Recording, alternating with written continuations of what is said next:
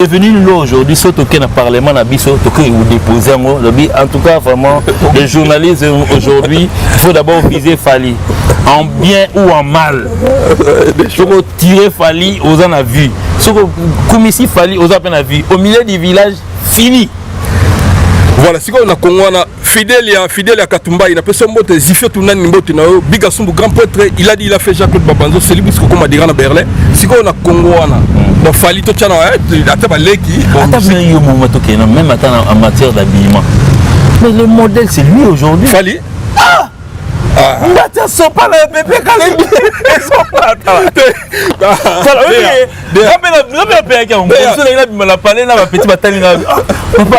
c'est Fally qui t'a donné la vie. Quand on a coupé cet exemple, je le maîtrise. C'est la zone de la fashion. Depuis, bien. C'est Fally faciliter c'est le la bien la maison mère. Est-ce qu'il y a un boy bana bandal ni surtout bana basa propre. Na boy bana bandal te. Mais coller la ndengini. Gondo coller la gino. Tu ça tu image on a kufa iko c'est facile na mémoire na bisote ya kotoboka wala fashion. Sauton. Na ebe coller li na ye sauton à petit na biso ni tranquille. Qui fasse ce qu'il est en train de faire, il y a un peu que ça les loma tama ne razovimba. Mais mutema choc ndazo za na mutema. Parce que lui veut faire le contraire de la réalité. Bonne chance à lui. On en est erreur mode. Ah ouais, moi qui t'en a caché, il a continué. C'est le. Oh, non, tout le monde dans la gare. Oh. Tebino sika bokansakana alobaki yava na soba shambana tebino kansaba yazana ndaku ndebo kansaka yangote yangote bino ndebo kansaka bongo me yo za côté ni oh ngaza na plein Paris mais ye ici to ki na gare na soa ya kasha to pe mawana na soa to mona para kati to kengela ka ba ti ata ma 23h Olanda na ma mwana te bon on se connaît entre nous donc beaucoup de la trop pesa na mbote Suma tam sumo ya nga nyo za na sima kuna poba monite. Avana. Na chomuso. Nega. Bibi kwa na koti. Oui, na tozala ka. Merci. Merci. Pourquoi tu me sous te tu me sous quand je dis ça tu me sous comment donc oh non l'image tout le monde a tu on a RTNC mais parce qu'il y a une double bidon. Dans un an, tu sais, tu n'es tout ba réalisateur, ba RTNC, ba chaîne tu foutis mon payer les raccoons. Si en 2021. Ah, ça c'était chaté. On s'en fout. Tous ces millions de gens au bataille on a YouTube. Bah tout. Faut qu'à bataille on a TKM ainsi de suite. On s'en fout. Si vous voulez pas mettre, pas c'est banane. Si vous voulez pas mettre, on s'en fout. D'ailleurs, on comprend bien le bolinga après ça qu'on monte à solo. Presse, il faut savoir aussi respecter le respect. Il y a un scène sur vigilant nganga ba. Ben oui, ba langage yango. Oui, il y a un scène sur vigilant nganga ba changer la handicap. Vigilant nganga. Pas concerne nganga, ça pas elle qui a pleuré hier non Fally ngaro ya babi sauté. Mais qu'est-ce que babi ba chaka Fally poids liboso.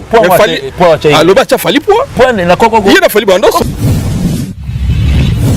Koko fungola yem ta chango poids. Bien ngana ki mais zela. RTG.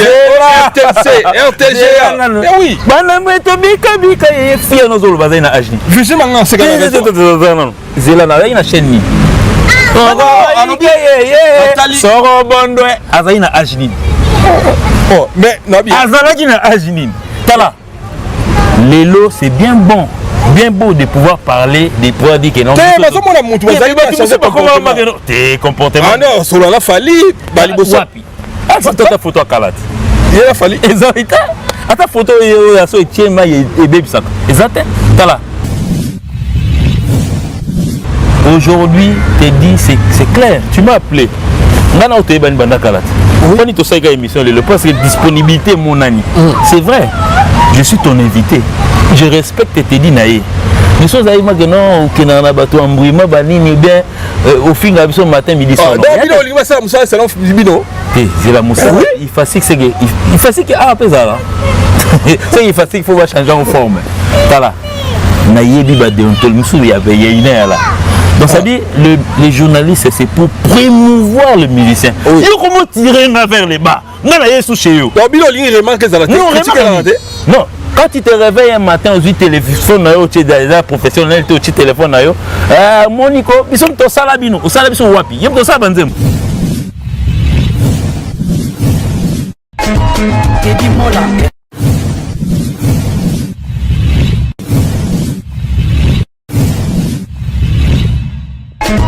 Teddy Mola Manila Teddy Mola du José de Vandagol Teddy Mola Teddy Mola Manila Teddy Mola du José de Vandagol Teddy Mola mbote na bano so landaka biso na Teddy Mola TV tozana pour na bino merci na bande ko to ba soutenir biso na mabondeli ko partager l'émission merci na bino toyebi ke F victime ya Fally Ipupa président na PC mbote et Fanjo bazana tourner en Europe ba beti mo wa date belé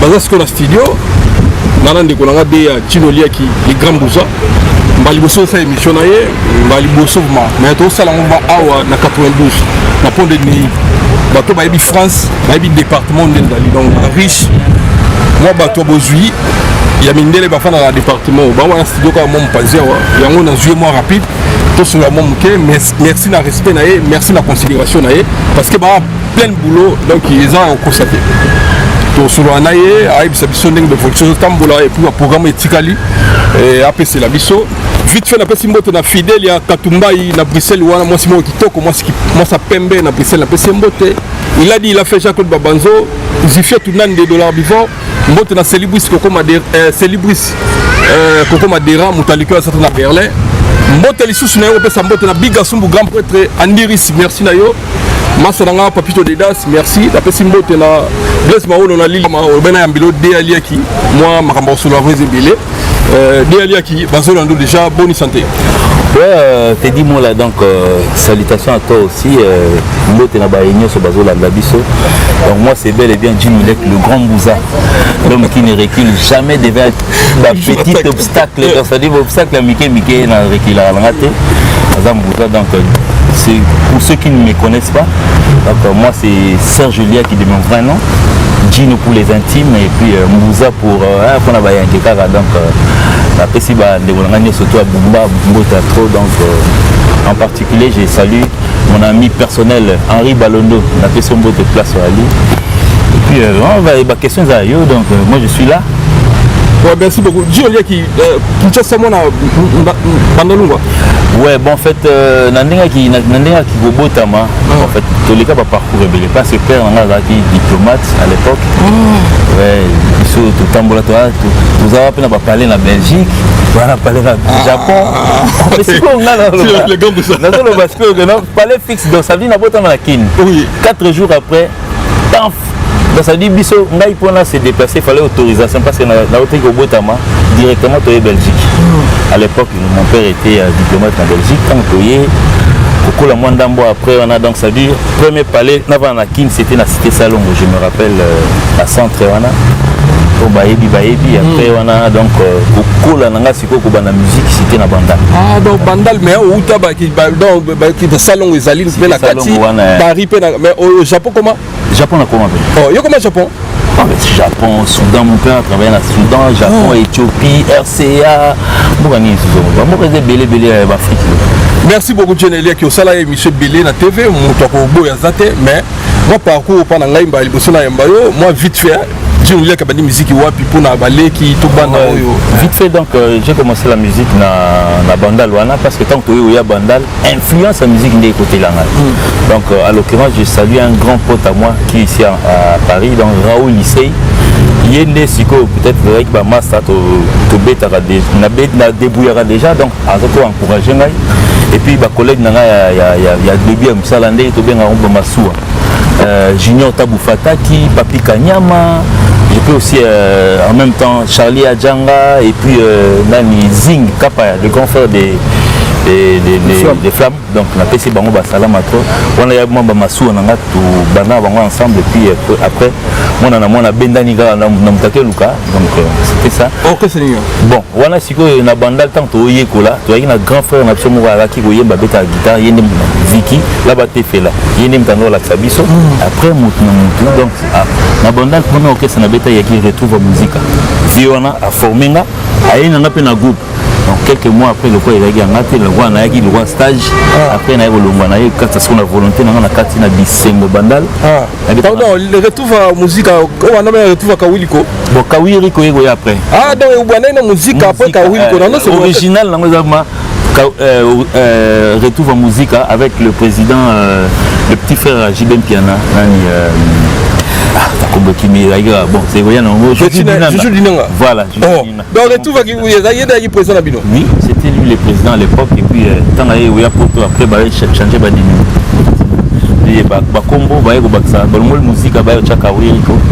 Bon, bonne chance à eux. Après, on a eu bourgeois musique. Et puis, il y a eu vendre à ce qu'on a. Ram Lifaki. So, Ram Lifaki, il va parler dans l'aïe. Bon.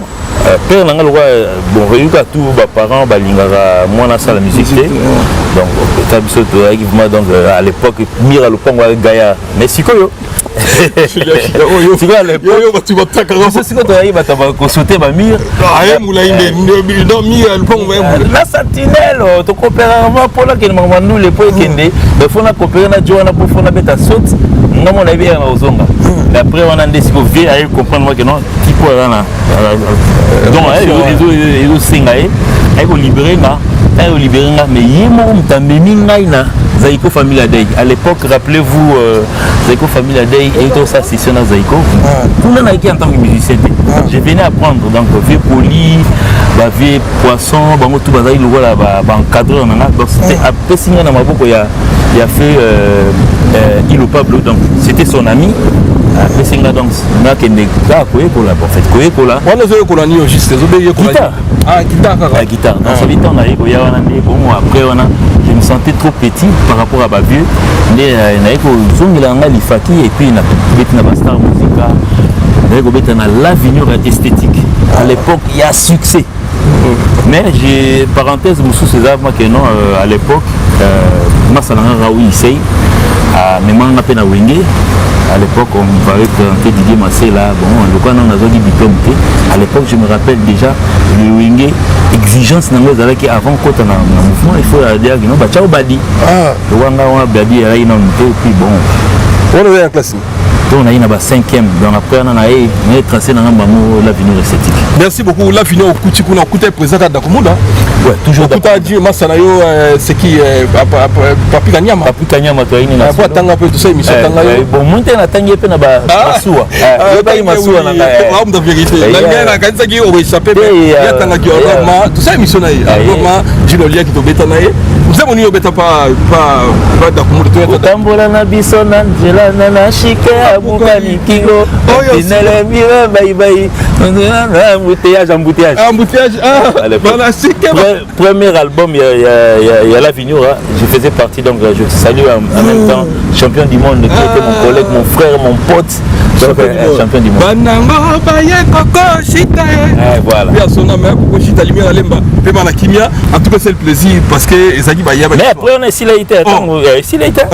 Tant l'avenir, après, on a moi, manquement, moi, Salama Guinée. Bon, Kolongola, mais bon, moi, incompréhension, bon, ça date de longtemps. Aujourd'hui, président Absada, mais donc, on va passer. Et on m'a BPT, mais moi, je me suis senti lésé. Même chef d'orchestre, Absada, Bolebla, mais bon, j'étais déjà parti. Mais tant qu'on a un bon, bah, ils ont copain Mikili. On est libabe musique. Oh, donc, c'est. Et là, on a des steps. Combien on a un type sans albi? Bon, le quoi, ok, c'est une studio en musique. C'est quoi qu'on a baligné dans mon yoté? Nous, on a pas camarade, nous, on a besoin de l'ifaki. Tout le monde qui a un l'ifaki. Mais après, on a des sikoyo. D'ailleurs, on a un moment. On a un bambou. Depuis qu'elle avait besoin des jeunes. À l'époque, il y a un chanteur. Si vous avez besoin de ça, groupe de jeunes, on est à force de PPK. namonaka babimela ngai bamemi ngai epai ya Godé Lofumbo que je salue. J'étais bien accueilli par Godé Lofumbo, Laurent Kadogo, Bruno Ntsona, donc collègue guitariste, et puis Angela Sambar occupé à son âme, le frère de Dieu Duché. Il va y massa to no beta betane. La bossa pété station japonais na vira pe wana. Et parenthèse donc ça veut dire après on a des secondes na écoute Delta Force. Et au ça la carrière na biso c'est là où j'ai fait une longue carrière, ça la 8 ans qu'on a. Et après bon, dès que la musique ça tient pas, donc ça nourrit pas le biso. La dette à force, on l'a tabac ninja, on a eu bêta. On a tabac jaune, on a eu à l'époque. Bon, on a besoin de interprète, il y a l'album naïe. Dombi, à l'époque, je me rappelle même, biso déjà on a un stade des martyrs, déjà tout Sonyata. Dans mon stade des martyrs dans la période 98, je pense. Non, tu comme dans le giga. Oui. Et après on a des bon 8 ans après bon moi mes ententes comme OK c'est comment changer peu forme. J'ai des pépé calé mais comment changer forme. Bon comment changer forme. Mais on s'accorde. Tant pépé kala koufi on a le moins nanté. Tant pépé kala koufi na zalaki. Tout ça qui ensemble mais président Juna Mbafu avec le Mana ça le groupe naï. Oui. Après tout ce na Godé Lofumbo qui aujourd'hui je respecte beaucoup parce que nous sommes dans ça lilo en tout cas je lui dois beaucoup. En tout cas vraiment on a à partir de ça je lui dois beaucoup Godé Lofumbo mais dénominatif il y a OK c'est comment changer forme. Là on change forme ils ont changé caca. Forme ils ont changé et puis moi je voyais pas clair c'est comment changer forme. Après on a bon changer forme est-ce qu'on a la structure bien il y a comportement OK c'est bien et quand on a autobété le retour en musique mais comme Kawiri c'est que Delta Force c'est Delta Force de Pépé Calé. Oui. Parce que on dit ce qu'on aura Pépé Calé kufa ki ndé comme les ngolomba et cha mususu. Masiko na mo rien.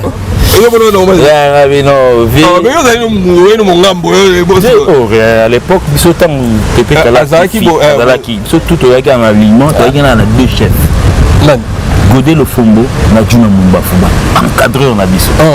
Parce que bangon d'aller parce que bien bangon séparation, ça arrive que non, toizo linga asakapare na comme aïe. Si que yo, tant oui, président Juna accueilli parce qu'il paraîtrait qu'il y a zolinga. Et la soirée Delta Force à loyer. Tout les méliers. Donc les téléméliers, il y a une raison. Autre tigre là, il est dans la boule. Au plus haut de tigre, il y a une boule. Comme est-ce qu'on va changer de forme maintenant? Mais bah Samsung, Bastreli, Mikobi, Prince Bella, qui sont bon fait bon, on peut se ralentir groupe. On va Kepo, surtout tout ça, man groupe na biso to perda. 4 chanteurs au même moment. 4 chanteurs balongo. Faut dire qu'on a 5 chanteurs. C'est 4 balongo. Bah qu'est-ce que c'est vrai. Directement bon ça là OK groupe ba jeune ou Zaiko wana. Céline Mikobi, Prince Bella, Tiro qui encore bon José Lukaku qui faisait le lead il y a Kendara na écouté Mususu. Parce qu'il a un chanteur Mao, il a fallu faire les répétitions, il y a un mona ba Teka Baya Lolo Bentam quoi Baya ainsi de suite. Mais OK c'est après on a comment changer moi forme bon forme tant que comment changer na bi et l'autre télé mais là on a yango. Et après on a kozongela na antique mais en même temps j'ai évolué parce que j'avais beaucoup à apprendre chez Lofumbo. On a vivre dans l'hypocrisie mais on a tellement au profiter. Il y a correspondance à tout droit parce que c'est que Lofumbo andé. C'est loin non. Non, du point de vue artistique, en tout cas, vraiment, il faudrait peut-être que les jeunes, il y a l'âge Nabiso, il faut compter ces messieurs. Parce que l'âge Nabiso, avoir cette intelligence, il y a une langue. Pour déjà. Est-ce que c'est une génération Moko? Ouais, toi, génération Moko. Déjà, ça qui a avancé dans ma vie. Ah, ça a dit. Il y a une distance Nabiso, il y a 15 ans. C'est vrai. Moulaïdo, il y a une connaissance. Non, pour se baigner, il vient, mais on connaissait c'est l'équipe. Ah, il est qui? Et c'est un des petits enfants pour venir ma colo. Donc, tant qu'il y a un bacolo, donc ça dit il était vraiment avancé en musique. Il a dit qu'il y a la basse. Dans la basse, il y a des rois. En tout cas, pour moi, Babadi, c'est eux qui ont eu ma bête. En tout cas, on se connaît bien. Mais on a un bassiste, en tout cas, on a eu voir. Pour la bête à guitare, accompagnement pour moi. Tu m'as bête à bassiste. Ah, rien à voir. Rien à voir.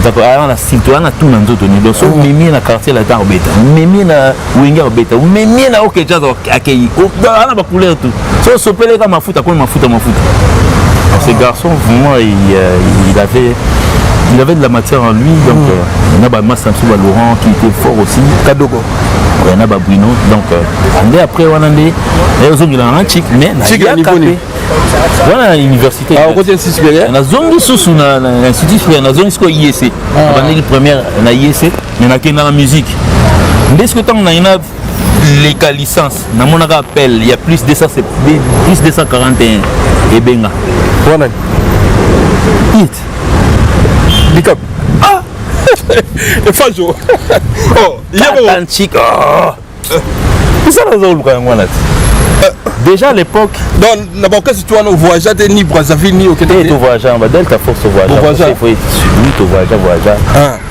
kenda na biso mais tant qu'on appelle handicap et kota parce que quand on est vraiment en plein cybercafé nazo rédiger nini comment on appelle une inscription dans la licence voilà nini en 2003 je pense non en 2003 c'était 2005-2006 ah mais voilà droit chez Messe Salami kasi deux droit chez Messe 2006 tant droit chez Messe Salami biso tout na Congo mumba tole ki ngoto mokili mombeyo ki oui quand on est autant ka balancer nini ya promotion tout le monde écoutait parce qu'il fallait azaki moi na quartier na biso on habitait le même quartier en ce moment tant que disque n'est bini il a fallu quand même féliciter. Je lui ai écrit pour lui féliciter, pour dire en tout cas ton album, aïe aïe aïe aïe aïe, le niveau on a trouvé là, âge à Nango. Ça va âge à Nango 4 ans moins 15. Ouais, des fois faire un album, il y a 14 sauf en tout cas vraiment sans que c'est gêné.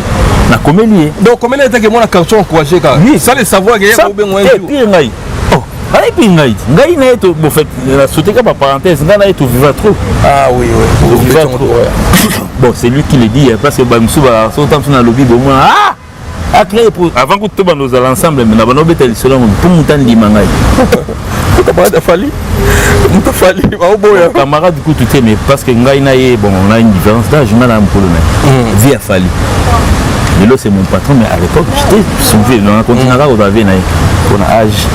Là, on a solo bien, on a un mouvement sur le longolo. Ah, donc solo qui est patron, Azaï est petit nangai.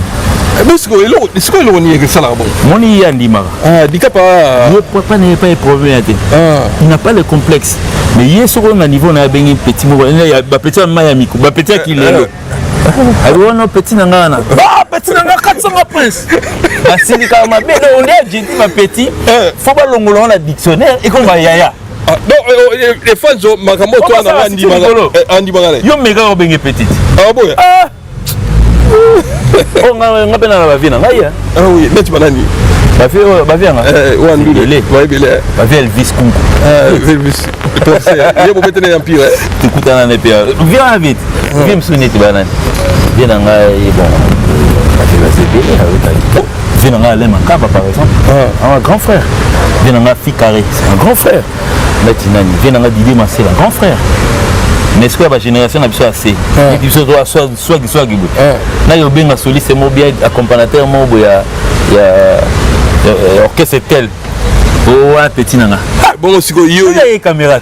Il y a un makaouzi, c'est ma vie, moi petit. Ah, makaouzi, Maka te po na tout na parce que comme il tangi ba tanto comme kimi yo na tanga ye na poto beaucoup tanga ta mutumbi ya poto ate tout na ta te me mo katana te comme il la kawa te bon ba maka usi ya poto toza poto kala poto kala poto 2020 poto kota to kota na génération 2020 toi en 2022 yati ah wana te poto ki lelo 2020 ti lelo.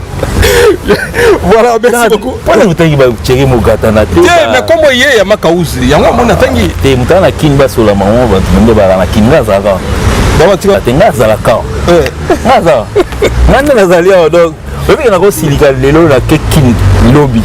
Na revenir vendredi.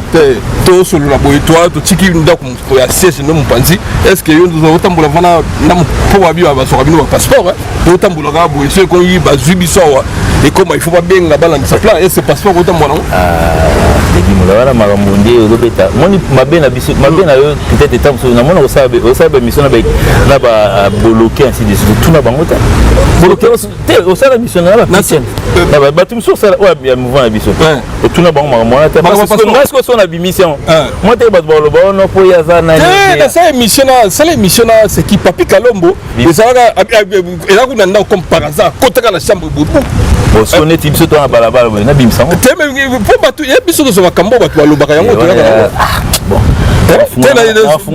et après on a tenga la yebi mais là on tambola na mushashino na nga mushashino na nga yango oui eza ko da tricage te c'est-à-dire bon yo tambola sa mukanda o tambola ndé boso okutai na amboy oh ngate c'est bomba en tout cas bois libre parcours oh yete on va devoir avoir la contenance comment avoir tout le monde vas-y autant ebélé tout ça nango ebélé donc vous faites donc tant on a vu que ngaza la ka pour na rolo bana rapena ke ba prise 6 heures ndeto ke so de beti stade na Jesus ça va il est belé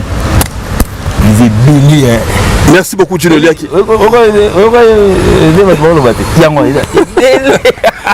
mais bosali et moi pour bolika na presse bu kasi bu bande bino so kam c'est la mo ka sa bozaki mo interdiction de bosolu ka ba journaliste ou ba pesa kino loi ou beaucoup les cas et c'est ça qui bon ba journaliste là la pexi mutu journaliste a posé la question dans loi quoi qui na mouvement que beaucoup les gars c'est pas n'importe quel journaliste et puis à quel moment faut à quel moment va pétition.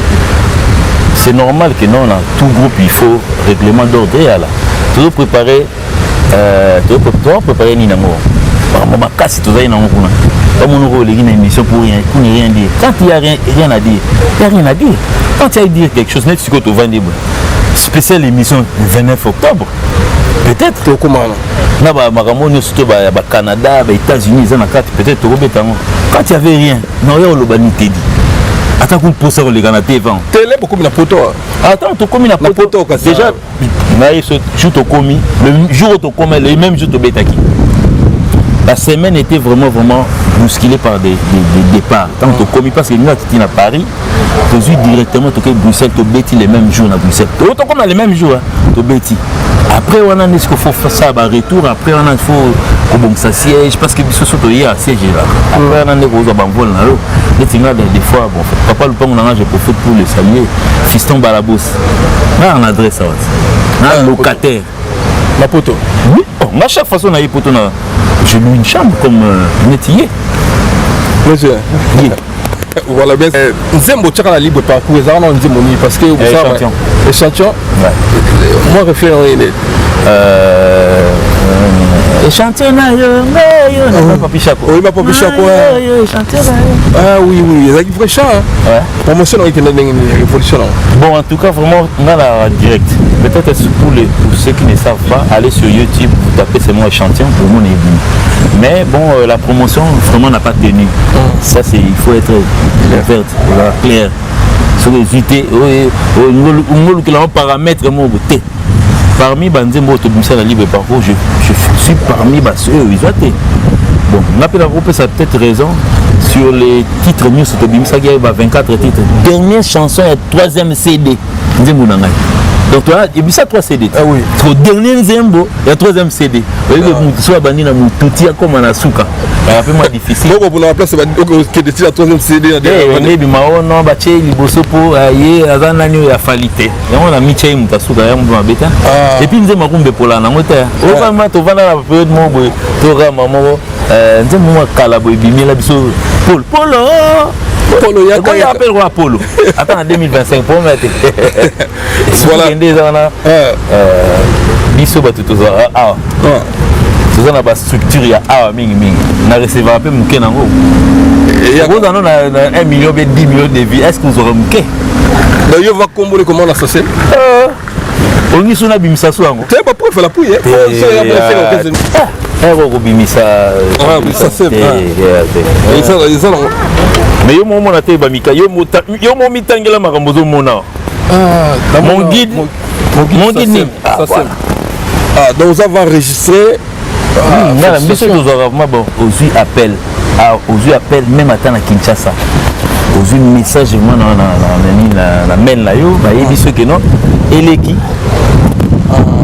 babisi eleki prochaine négociation carte bancaire na tsaka eleki quoi voilà motema monene ya mutu place tosala donc dikap atikani utozwila sa démarche na yo donc ça veut dire moni ngai ndi navandi awa non seulement auteur-compositeur je suis aussi co-réalisateur des albums neti album loi libre parcours je fais la co-réalisation album lokola nani contrôle album monene ndingoni ya banzembe za babilo de pieds za kati wa co-réalisateur donc moi combien je gagne ça veut dire faut moi bimisi tango ça émission bimisi liste moi papier moulaye en tout cas je oui remercier ba massa na ba papi botelo ça peut arriver mais en tout cas bimisa liste moulaye pour za na ba redevance moi vis-à-vis na bango bon ça c'est ça Nabi dikap ndazana dikap à la 4e génération la musique en tout cas pour moi dikap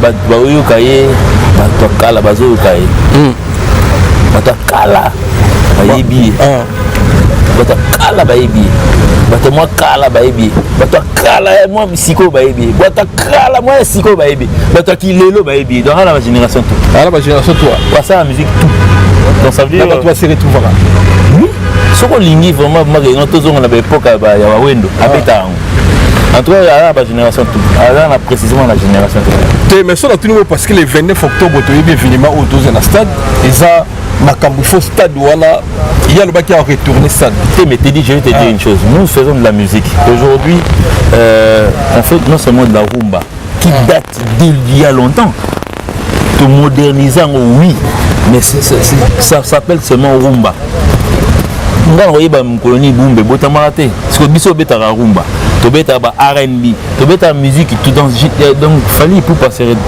se retrouve dans toutes les générations à la génération au unité mais il peut faire toutes les musiques abinara bien ala tara bien pour le blum so banze momso mona boy ya afro cubain faut la tabanu azawana à partir de la kitoko si on a la chaîne génération ni éviter en tout cas bon toi va devoir génération 5e génération génération 5e bon il paraît existera mais en tout cas pour moi biso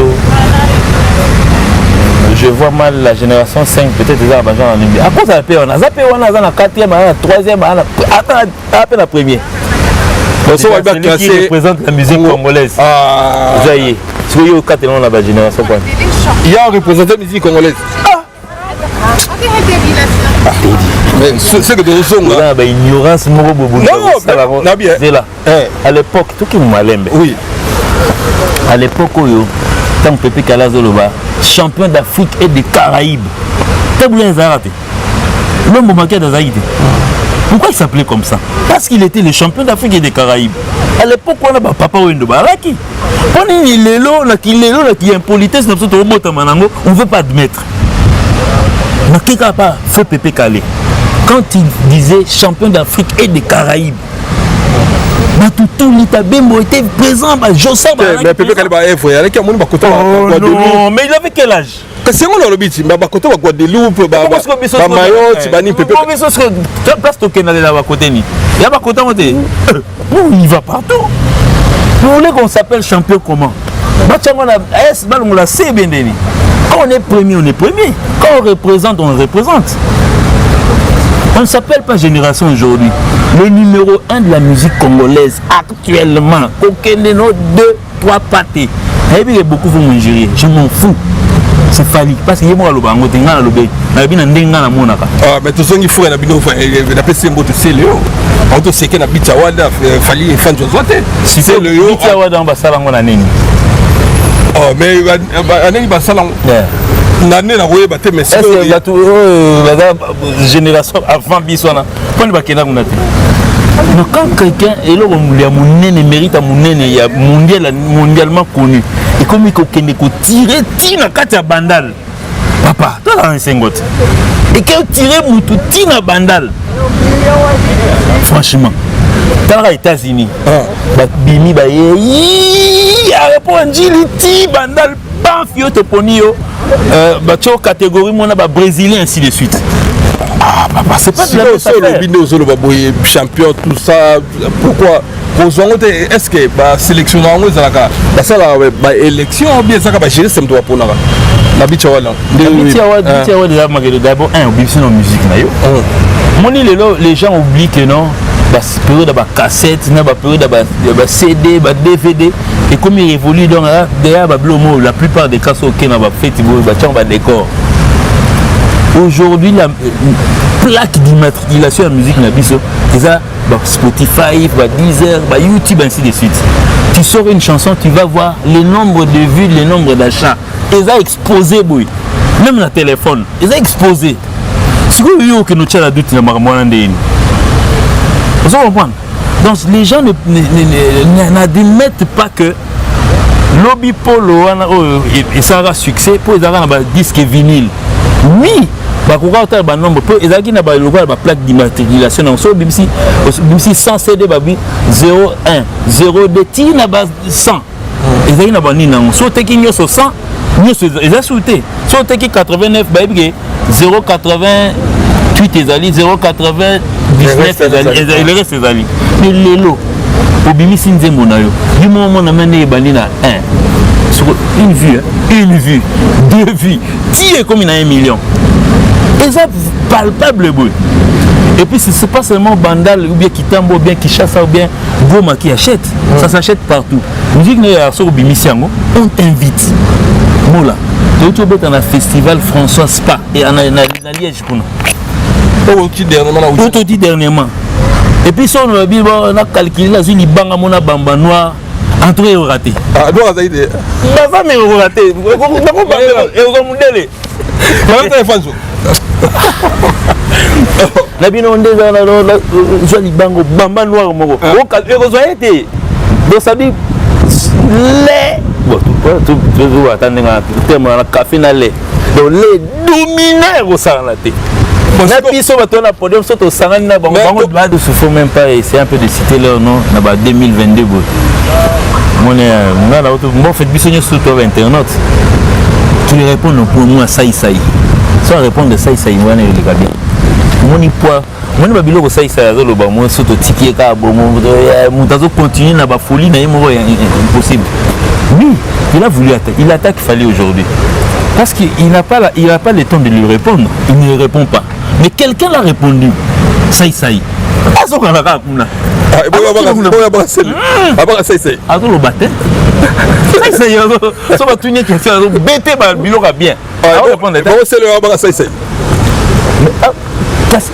Il y a le Garabatik au tact.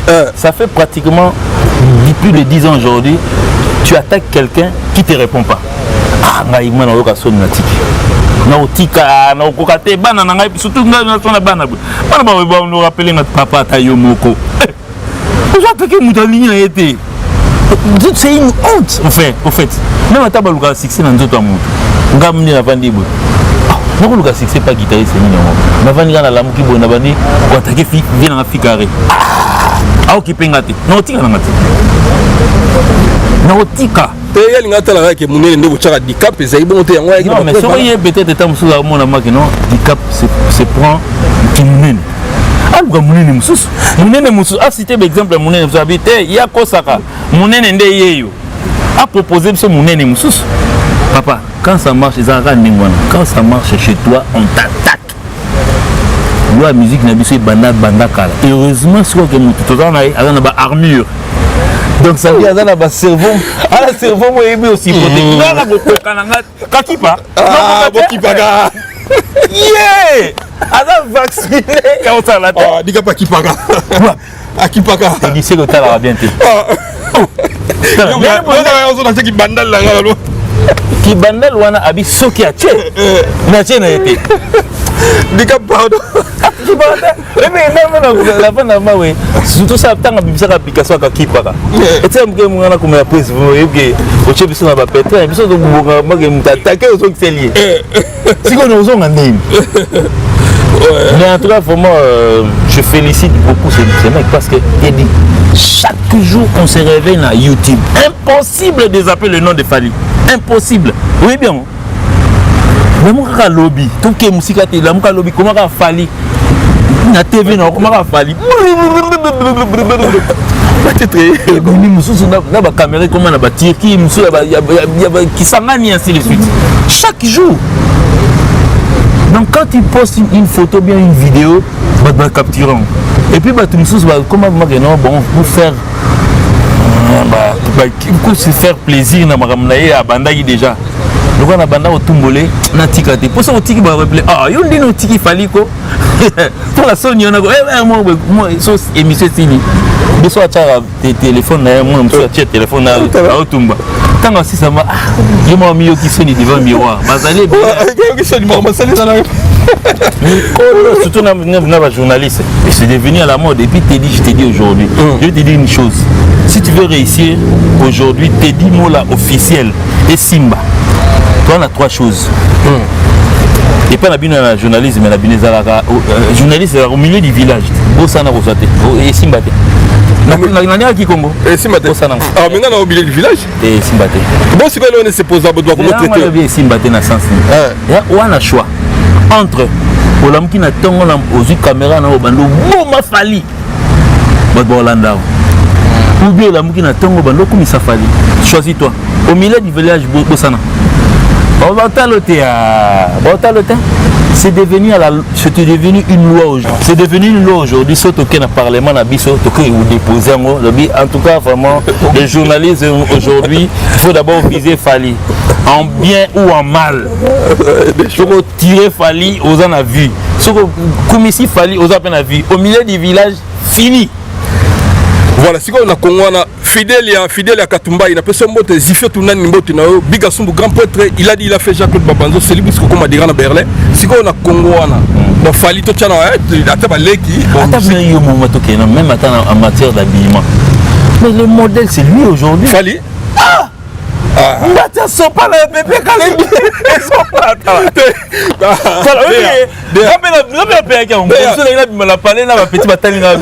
Papa, c'est Fally qui t'a donné la vie, t'as la somme. C'est comme un tech qui va pas outil dans moi. Ça lui va commande. Oui. Mais toi là n'est ici scène mais toi émission de toi on vit sur balette. Bon non, il est pas sur le modèle. Télé bossa qui n'a pas fashion il y a pas fashion. Il est kaka nani. Donc il s'est bon. Non, c'est le bon là t'as coupé na c'est là biloko mais c'est le on qui s'appelle couper na c'est depuis. Moi na lwango demonaye. Il y a c'est le bon venir moko. Il est dans mes bras. Et ben c'est le on là t'as bon côté. Oh, mais oui, mais c'est le Zaki meilleur, mais moi j'habitais, Babi Ndom, en fait, Babi, grand frère Naïndé, Massanangaï, Didier Ndombe. Donc ça dit, toi, Didier Ndombe, toi, il y a la lunda, la PC moteur. Anakin, toi, il y a Kafou, on doit bien. Sur Naï, tout est dans Liège, Maman Ndombe, staff Banamboka, la Liège. Et la Liège, c'est en fait, bon. La Belgique, bon, ça va venir.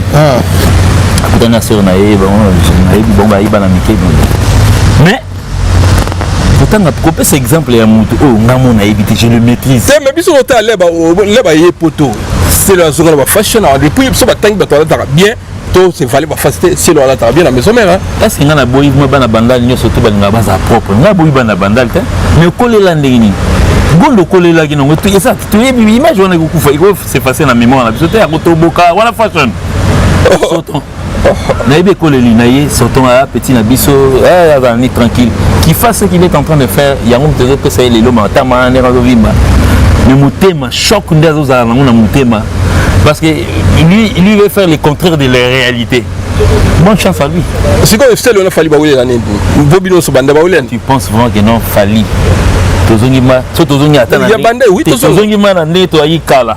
Il y a convié Nani. Parce qu'on sait comment il a gagné. Oh, mais c'est le succès à l'époque, on a 10 kéros depuis. Mais c'est le a bête à 10 kéros déjà. Na salaka man. Bakianan. Il m'a crité, mais il m'a bête à 10 kéros. Il Pécos. Non, il a habité Pécos. Non, il a habité. Pécos en États-Unis. Bakianan, il a Pécos. On a l'émission pour tirer sur ma petite nangate. On a poussé un nangaï. mais si comme réalité moi sangai tant on le succès hier azaki na succès na ndenge donc c'est ça émission ta place aux awana ça émission bana boka bakina on est Pecos.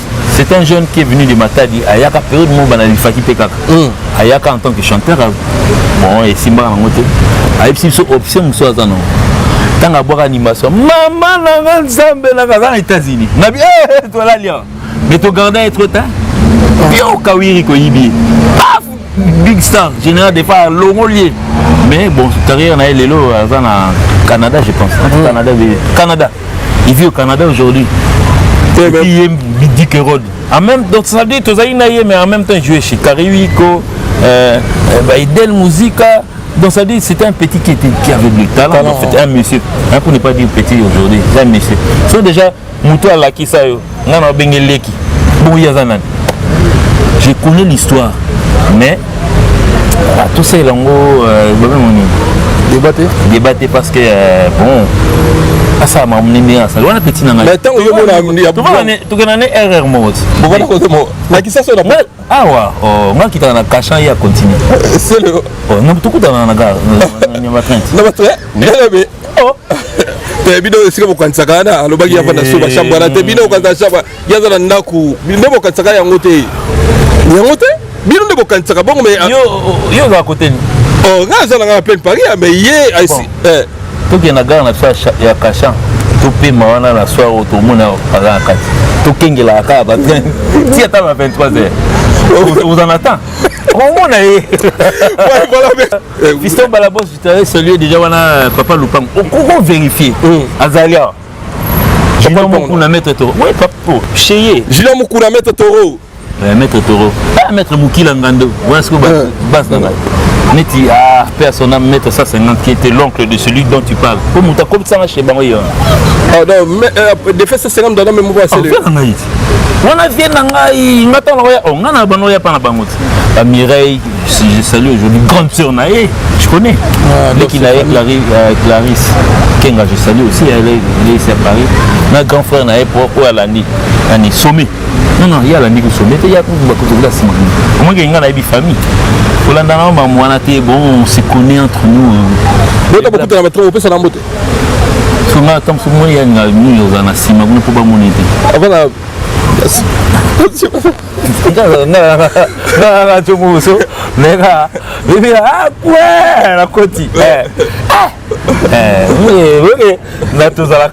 Oui, il y a bande de coups de soupe. Là, tu vas coucher ma kimia, personnel. Surtout en tout cas, vraiment, mes condoléances à la bandale tout. Donc, je me donne moi-même et puis là, tout le monde dans la bandale. Moussaka Songo, Manonga, dans la Paris, au Bazara, ce qu'on appelle. Maintenant, on va couler les 6. Oui, tout ça, juste aux Arana Saint-Denis, tout le monde a la bandale, des fois. Heureusement, on a dit ça, sans défaite, tu vas y nailler, et puis bon. Tout ça bien. Tapi Botello, il y a eu de la place dans la bandade. Propre. Mais c'est trop. La bandade va pour la bandade, mais je suis souvent comme je suis bandade Sony, sautant. Pour les rançons. Pour bandade, on a été complexe, ça dit que mon a sali. Et puis, on propager ma maman, il y a une clarté. On voit si on a qui n'a loué. Il est local pour louer, car ta voiture va louer, car mon coca. On dit que c'est loué pendant 10 ans, Bénin. Ça ne fait pas propre na biso bateau to kola na bandal surtout mais bandal est belé hein bandal est belé bon peut que soit date toke bandal eh bandal ça calendrier ce que yosko te dit moi là tous un objectif tous ces calendriers on les ont mis de part et d'autre il y a une limite qui a oncle Fali hein oncle Fali moi dans la Liège à Betindole oncle Fali moi dans Amsterdam on dit nga chino lia qui na zanga oncle ka Fali nem ta na ba oncle ne ba betsaka ye na ba kwenyo surtout papa c'est pas peu de choses à réunir aujourd'hui en 2022 après ba Covid pour réunir une trentaine de musiciens on est à Paris c'est pas peu de choses hein. En tout cas le gars c'est un gars à féliciter Teddy banda bino bola na mikili dernier orchestre yaki awa na pote na yeke seni na mikili En 2020, bon, tout ça va Beritier, tout ça va 2020. Elle bosse tout banara 2020. Après, on est Beritier, mais il va fabriquer. Ils sont en plein. Et puis, tu bêtes nous les wapi. Nous les wapi. Nous les yotala, nous les poto. La TV yotala, nous les yotala. Mon inde bino bonga rozonga sima na période ba cassette VHS Sony. Ba période nanu. Ba période ba na te la bino ba CD moko ya bandule na ba Château Rouge. Botika la kana idéologie on. Non. Nous, franchement, si on est à la mode, la télévision, on a fini comment on a le concert à Amsterdam. Au fini, il fallait Amsterdam. Et on a mis le Bercy. Quand je dis ça, comment non, l'image de mon atelier. Tu as un RTNC.